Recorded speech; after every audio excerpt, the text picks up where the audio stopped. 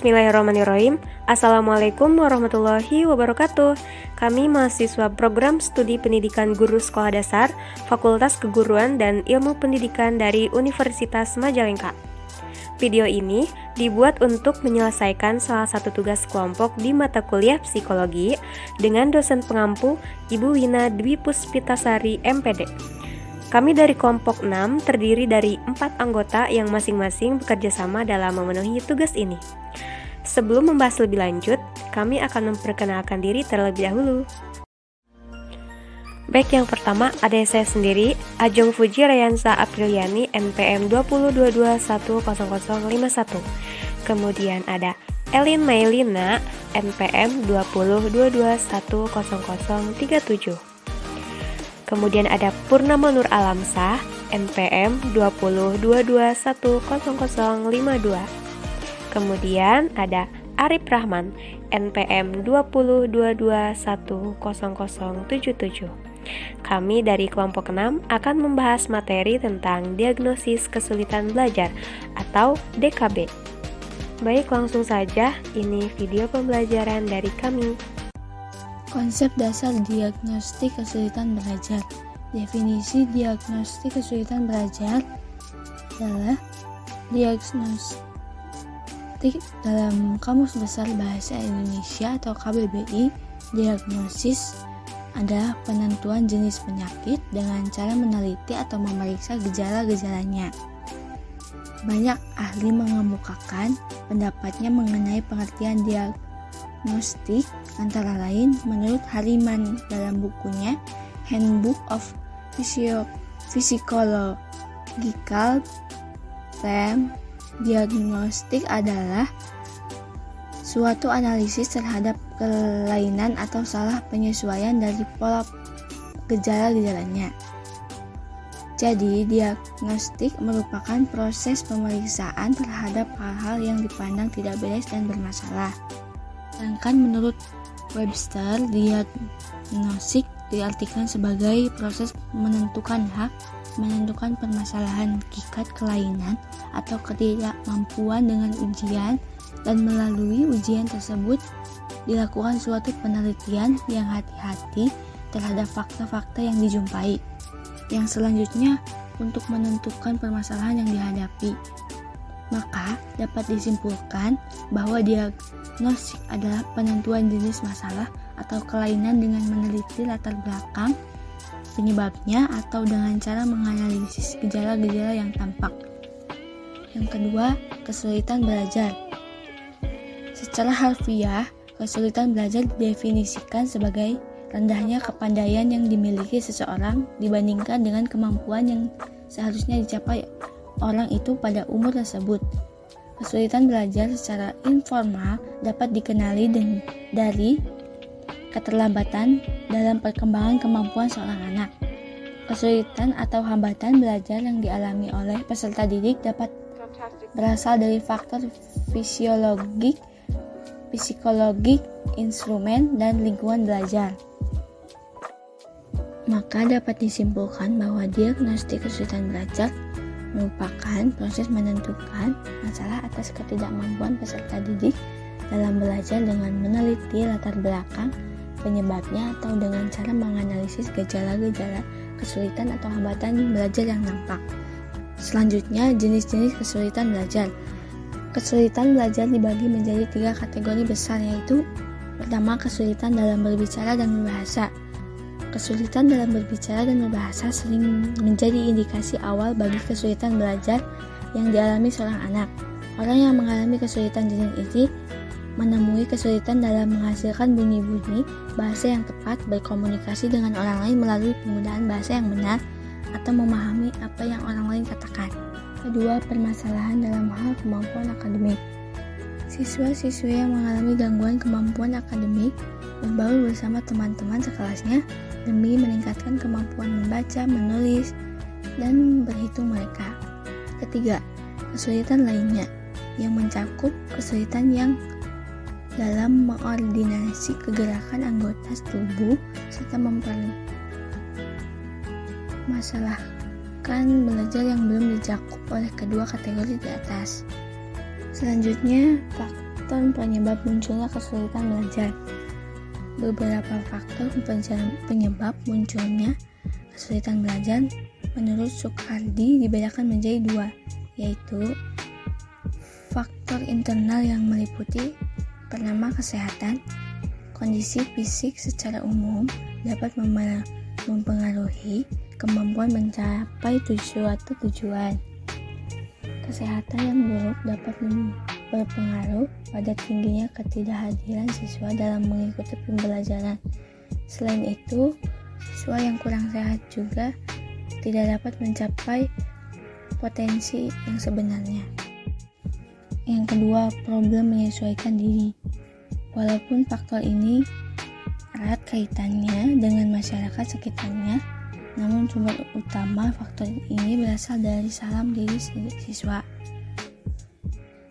Sebagai contoh, memiliki gangguan emosional, perilaku siswa yang mengalami gangguan emosional ditandai dengan hal pertama, siswa menolak untuk belajar dan hanya ingin melakukan yang dia senangi. Kedua, siswa menjadi nakal, agresif, dan menyerang siswa lain secara terbuka. 3. Siswa berprestasi negatif terhadap kegiatan belajar. Keempat, siswa memindahkan kekerasan dari rumah ke sekolah apabila ia menjadi korban kekerasan orang tuanya ataupun saudaranya. Dan kelima, siswa menolak perintah belajar atau tekanan lain dari orang tua. Faktor yang kedua, faktor eksternal yang meliputi lingkungan. Pertama, faktor ini merupakan faktor yang tidak mudah diidentifikasi. Problem lingkungan muncul sebagai hasil reaksi atau perubahan dalam diri siswa terhadap keluarga ataupun lingkungannya. Penolakan lingkungan terhadap diri siswa pun dapat menjadi problem yang sulit dalam belajar. Kedua, cara guru mengajar yang tidak baik. Karena cara mengajar guru yang tidak baik dapat menimbulkan kesulitan belajar pada siswa. Agar hal ini tidak terjadi, maka si guru perlu melakukan perbaikan secara berkala, baik penguasaan metode belajar maupun materi ajar. Yang ketiga, orang tua siswa. Orang tua yang tidak mau dan tidak mampu menyediakan buku atau fasilitas belajar yang memadai bagi anaknya, atau mereka yang tidak mau mengawasi anaknya dalam belajar menjadi faktor yang dapat menjadi pemicu timbulnya kesulitan belajar. Yang keempat, masyarakat sekitar. Masyarakat di sekitar siswa dapat menjadi sumber masalah ketika keberadaan masyarakat tidak kondusif terhadap kebutuhan siswa secara individual maupun kelompok. Selanjutnya, ciri-ciri peserta didik yang mengalami kesulitan belajar. Siswa lamban belajar dan berprestasi rendah adalah siswa yang kurang mampu menguasai pengetahuan dalam batas waktu yang telah ditentukan karena ada faktor tertentu yang mempengaruhinya. Faktor itu antara lain disebabkan lemahnya kemampuan siswa menguasai pengetahuan dan keterampilan dasar tertentu pada sebagian materi pelajaran yang harus dikuasai sebelumnya. Pengetahuan dan keterampilan dasar itu pada umumnya berkisar pada pelajaran membaca, menulis, dan berhitung. Akibat kelemahan itu, siswa akan selalu menghadapi kesulitan mempelajari pengetahuan lainnya sehingga prestasi yang diperolehnya menjadi rendah, bahkan gagal meraih sukses di sekolah jika tidak ada usaha untuk memperbaikinya. Selanjutnya, menurut C.C. Wijaya 2010, kerusakan-kerusakan itu dikategorikan dalam 4 hal, yaitu 1. Disleksia adalah kelemahan-kelemahan belajar di bidang menulis dan berbicara. Ciri-cirinya adalah sulit mengingat huruf, kata, tulisan, dan suara. Yang kedua, diskalkulia adalah kesulitan mengenal angka dan pemahaman terhadap konsep dasar matematika. Kelemahan umum di bidang disleksia kadang-kadang muncul di bidang pelajaran matematika. Karena itu, kerusakan-kerusakan di bidang disleksia berpengaruh terhadap kerusakan-kerusakan di bidang diskalkulia. Demikian pula sebaliknya. Yang ketiga, attention deficit hyperactive disorder atau ADHD adalah pemusatan perhatian terhadap masalah-masalah yang sedang dihadapinya. Siswa lamban belajar dapat memusatkan perhatiannya hanya berkisar pada satu pokok bahasan saja. Ia kurang mampu menyelesaikan tugas-tugas yang beraneka ragam yang membuat dirinya menjadi kacau. Yang keempat, spasial motor. Ada perceptual deficit adalah kondisi lemah dalam menilai dirinya menurut ukuran ruang dan waktu. Selanjutnya, prosedur diagnostik kesulitan belajar. Yang pertama, mendiagnostik kesulitan belajar yang dialami oleh siswa yaitu dengan cara mengidentifikasi kasus dan melokalisasikan jenis dan sifat kesulitan belajar tersebut. Yang kedua, mengadakan estimasi atau prognosis tentang faktor-faktor penyebab kesulitan belajar yang dialami siswa. Yang ketiga, mengadakan terapi, yaitu menemukan berbagai kemungkinan yang dapat dipergunakan dalam rangka penyembuhan atau mengalami kesulitan belajar yang dialami oleh siswa tersebut. Selanjutnya, mendiagnostik kesulitan belajar secara formal. Diagnostik yang sebenarnya terhadap kesulitan belajar dilakukan dengan metode uji standar yang membandingkan tingkatan kemampuan seorang anak terhadap anak lainnya yang dianggap normal. Hasil uji tidak hanya tergantung pada kemampuan aktual anak, tetapi juga reliabilitas pengujian itu serta kemampuan sang anak untuk memerhatikan dan memahami pertanyaannya. Masing-masing tipe LD, learning disorder atau gangguan belajar, didiagnostik dengan cara yang sedikit berbeda. Untuk mendiagnostik kesulitan berbicara dan berbahasa, ahli terapi bicara menguji cara pelafalan bunyi bahasa anak-anak, kosakata, dan pengetahuan tata bahasa serta membandingkannya dengan kemampuan anak sebaya mereka yang normal. Sehubungan dengan gangguan kemampuan atau perkembangan akademis yang mencakup membaca, menulis, dan matematika, maka pengujiannya dilakukan dengan metode uji standar. Kita perlu memperhatikan bahwa penanganan gangguan belajar itu sangatlah berbeda dengan upaya mengejar ketertinggalan pelajaran di sekolah. Jika sekolah gagal mengenali keterlambatan belajar, orang tua dapat mencari alternatif lain. Orang tua harus mengetahui setiap langkah evaluasi yang dilakukan oleh sekolah tersebut. Orang tua juga harus mengerti bahwa mereka dapat menolak keputusan sekolah bila tidak setuju dengan hasil diagnosis yang dilakukan tim pendiagnosis. Orang tua selalu memiliki hak untuk mendengarkan pendapat yang berasal dari pihak kedua. Sebagian orang tua merasa seorang diri dan bingung ketika berbicara dengan para ahli. Sebagian orang tua berpendapat bahwa lebih baik meminta bantuan kepada seseorang yang mereka percayai dan selanjutnya pergi bersamanya ke pertemuan sekolah. Orang yang dipercaya itu bisa dokter atau bahkan tetangga keluarga tersebut. Mengajak seseorang yang kenal dengan kondisi sang anak sangat menguntungkan karena ia dapat memahami nilai hasil uji dari permasalahan belajar anak itu. Evaluasi diagnostik kesulitan belajar. Evaluasi diagnostik kesulitan belajar merupakan salah satu fungsi evaluasi yang memerlukan prosedur dan kompetensi yang lebih tinggi dari para guru sebagai evaluator. Evaluasi diagnostik kesulitan belajar merupakan evaluasi yang memiliki penekanan kepada penyembuhan kesulitan belajar siswa yang tidak terpecahkan oleh formula perbaikan yang biasanya ditawarkan dalam bentuk tes formatif. Ada sebagian guru yang tidak menyadari bahwa kemampuan siswa dalam proses pembelajaran itu bervariasi. Guru mengajar siswa yang dikelompokkan dalam kelas dengan asumsi mereka memiliki umur yang sama, pengetahuan yang sama, kecepatan menerima materi pembelajaran sama, dan siswa dianggap memiliki kesiapan belajar yang sama.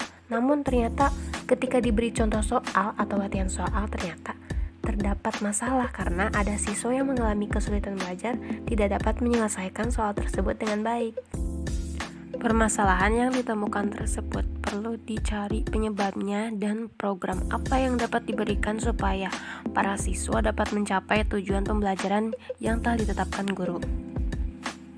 Dengan evaluasi diagnostik kesulitan belajar ini, diharapkan para guru dapat mengidentifikasi beberapa siswa yang memiliki kesulitan belajar.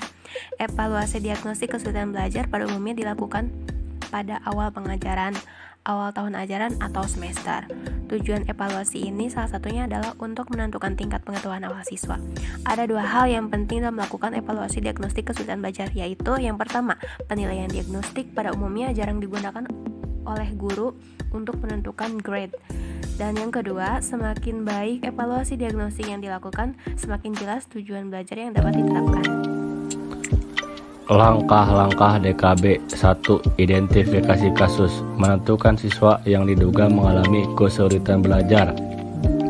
Cara A. Menandai siswa dengan membandingkan posisi atau kedudukan prestasi siswa dengan prestasi kelompok. Kriteria tingkat keberhasilan yang telah ditetapkan. B. Teknik. 1. Meneliti nilai hasil ujian semester yang tercantum dalam laporan hasil belajar (buku ledger), kemudian membandingkan dengan nilai rata-rata kelompok atau kriteria yang telah ditentukan. 2. Observasi. 2. Identifikasi masalah, menentukan atau melokalisasikan pada bidang studi apa dan pada aspek mana siswa tersebut mengalami kesulitan.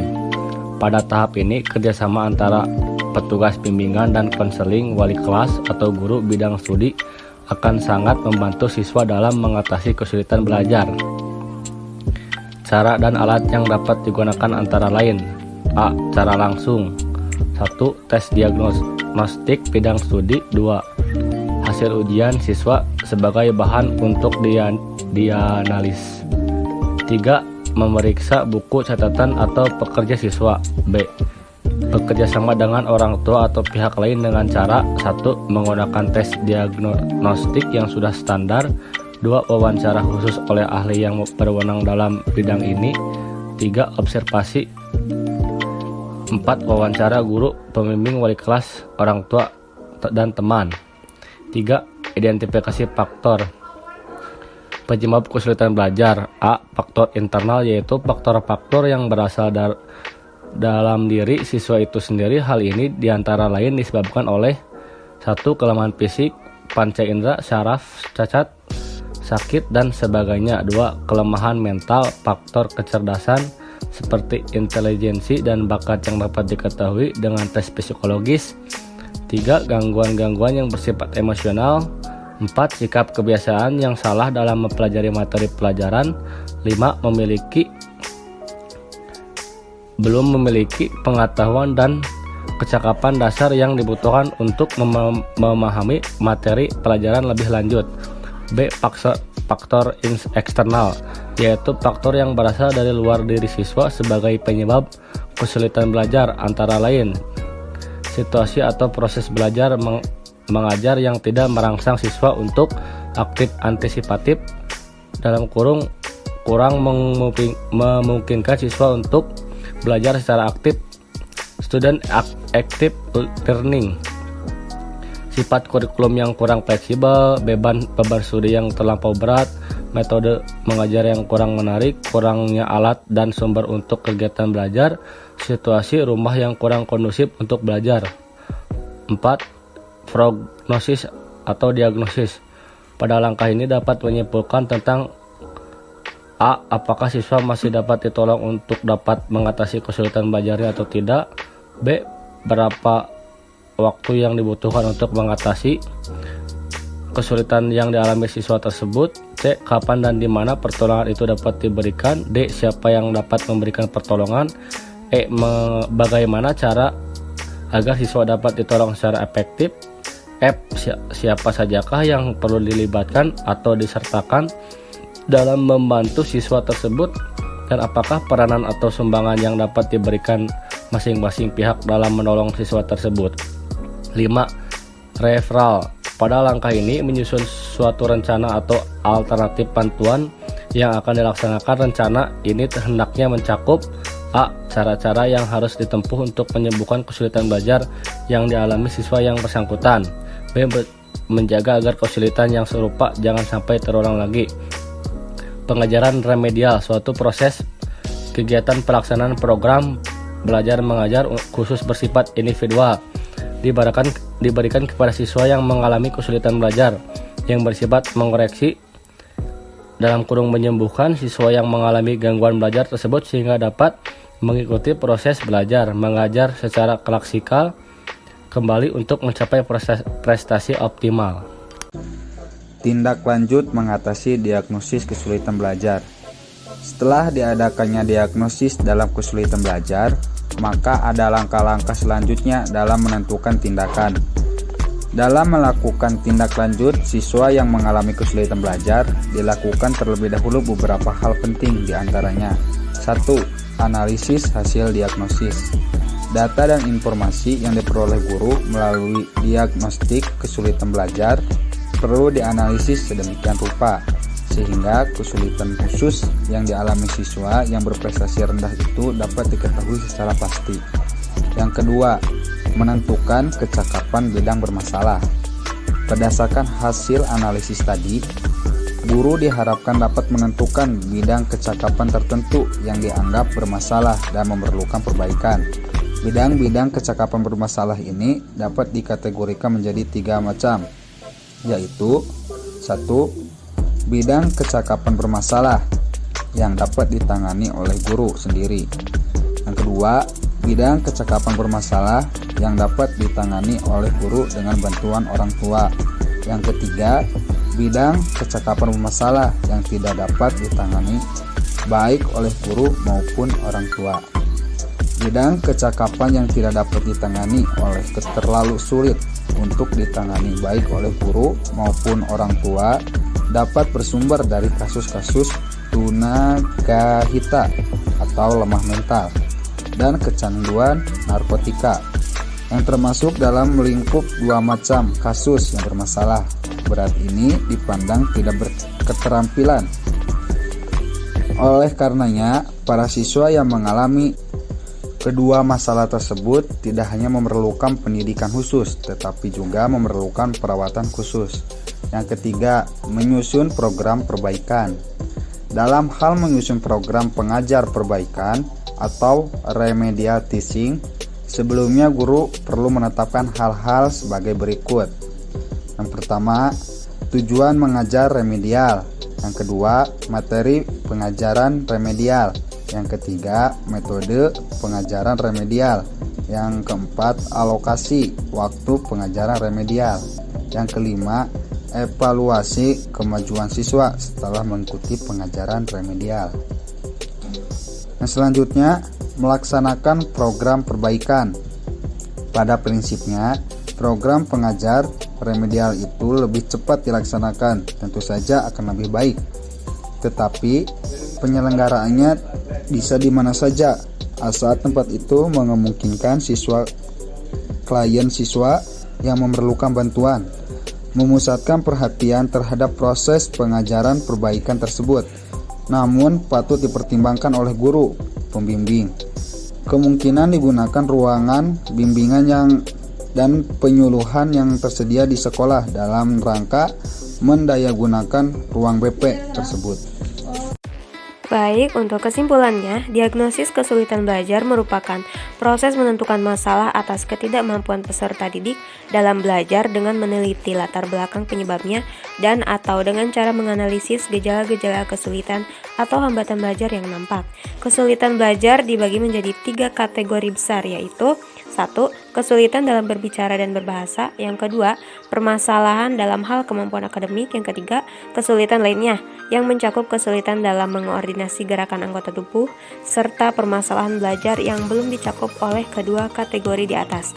Diagnosis yang sebenarnya terhadap kesulitan belajar dilakukan dengan metode uji standar yang membandingkan tingkatan kemampuan seorang anak terhadap anak lainnya yang dianggap normal.